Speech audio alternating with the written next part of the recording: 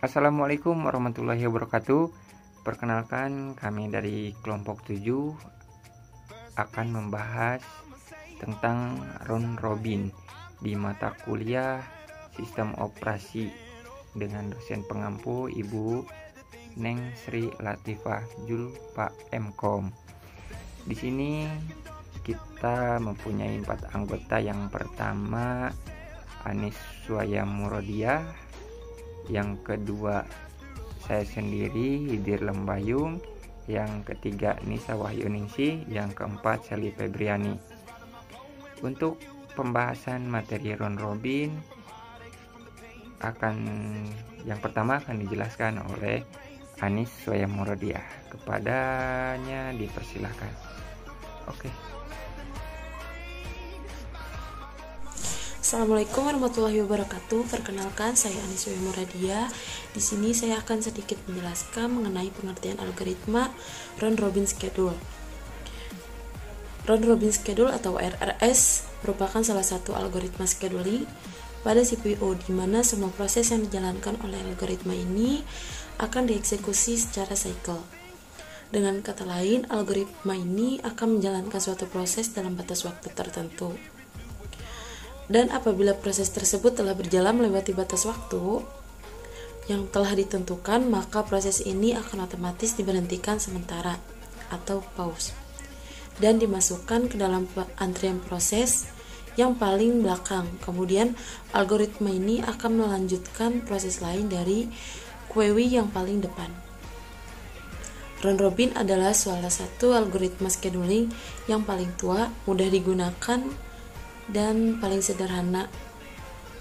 Hal tersebutlah yang menyebabkan RRS algoritma ini banyak digunakan untuk menjalankan berbagai proses secara multitasking.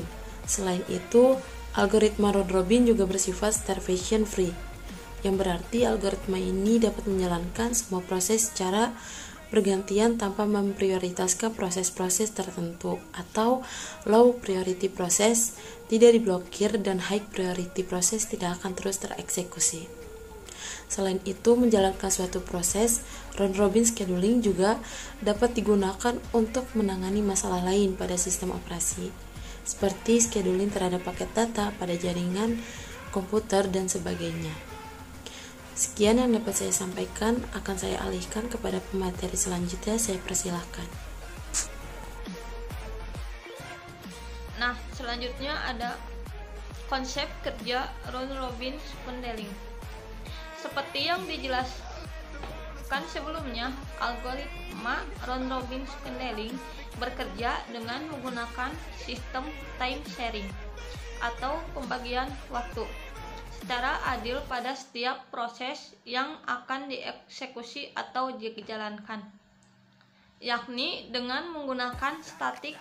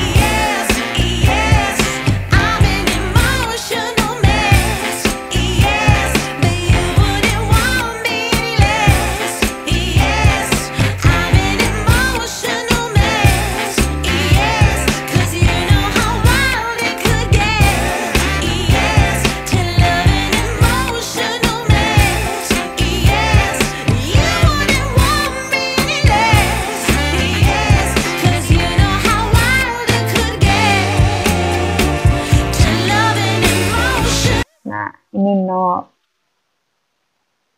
P1.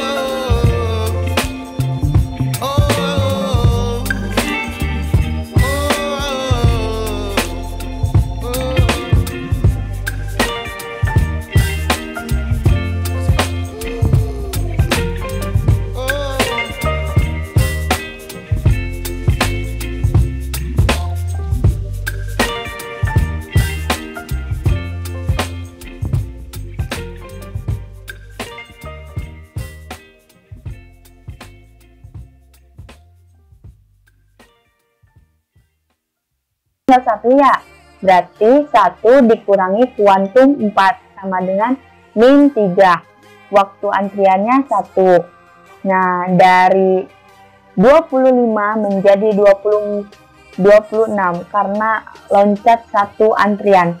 Jadi P4-nya berakhir di 26. Nah, berhubung P2-nya masih memiliki sisa, maka kita masukkan lagi ke dalam antrian untuk proses selanjutnya. Nah, P2 yaitu sisa burst time-nya yaitu 1 ya. 1 dikurangi kuantum 4 menjadi min 3. Nah, kita loncat lagi karena kan waktu antriannya itu 1. Waktu antriannya 1, kita loncat lagi ke angka waktu antrian atau kuantum 27. Jadi proses yang kedua itu berakhir di 27.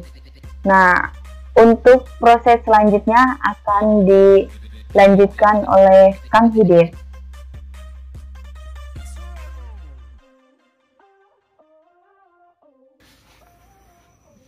Baik, saya Hidir Lembayung akan meneruskan penjelasan dari materi sebelumnya yang telah disampaikan. Selanjutnya itu masuk ke tahap menghitung AWT atau Average Waiting Time. Di sini menghitungnya itu ada 5 proses sesuai yang telah dijelaskan tadi oleh pemateri sebelumnya. Di sini kita mempunyai proses yang pertama. Proses yang pertama itu 0 karena proses 1 itu waitingnya 0 sesuai yang telah dihitung cara pengaplikasiannya. Lalu yang kedua di sini kita prosesnya adalah 4. 4 itu hasil dari perhitungan P2 ini. Lalu selanjutnya di sini kita hitung dengan cara dikalikan 19 dikurangi 8. Dari mana ini bisa menghasilkan 19 kurangi 8? Itu dari P2 dan P3 ini ya. Lalu setelah itu dikalikan lagi dengan 26 kurangi 23. Itu hasilnya dari P2 ini dan P3 ini. Hasilnya itu 18. Lalu untuk proses yang ketiga, itu bisa dilihat ini tadi 8, lalu kita kalikan dengan 23 dikurangi 12, yaitu terdapat pada proses yang ketiga dan proses yang keempat. Di sini kita mendapatkan hasil 19. Lalu proses yang keempat sama seperti tadi, ini nilainya yaitu 12. Dari sini kemudian dikalikan dengan proses yang kelima, dan proses yang keempat. Lalu hasil akhirnya yaitu 21. Setelah ini mendapatkan hasilnya semua, lalu beralih ke proses yang kelima, yaitu sudah ada karena proses yang kelima hanya 1. Jadi proses kelima ini sudah diketahui hasilnya yaitu 16. Lalu AWT yang terjadi ini adalah yang pertama 0, kita dapat dari proses 1, yang kedua 18, ini dari proses 2, yang ketiga 19, lalu ada 21 dari proses 4, dan yang terakhir 16 dari proses kelima. Lalu setelah ini ditambah semua, ini ditambah semua, kita bagi dengan 5 proses yang ada di sini. Kita bagi 5, yaitu hasilnya 74. Lalu setelah ini kita sederhanakan lagi, dibagi 5 kembali. 5 ini dari proses yang telah dihitung, yaitu hasilnya adalah 14,8.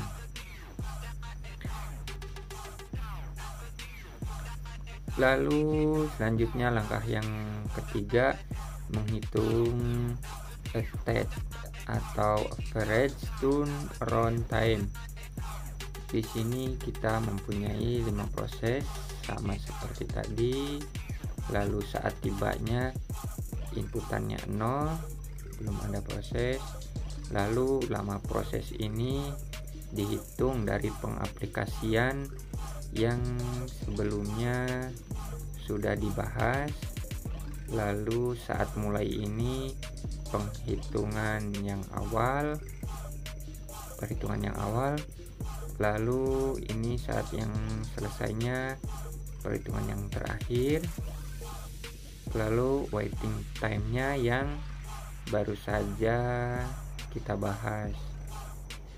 Lalu di sini untuk mendapatkan turnaround ini kita mengambil dari proses yang sudah ada di sini, ya, yang sudah didapatkan di AWT.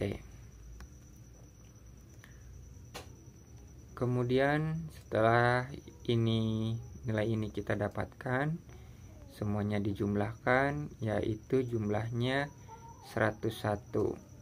Lalu 101 ini kita sederhanakan lagi dengan 5 proses yang ada di sini, yaitu 101 dibagi 5. Lalu hasil akhirnya adalah 20,2.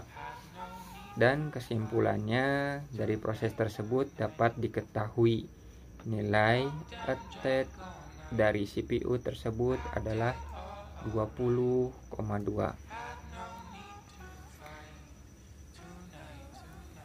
Nah, sekian presentasi dari kelompok kami.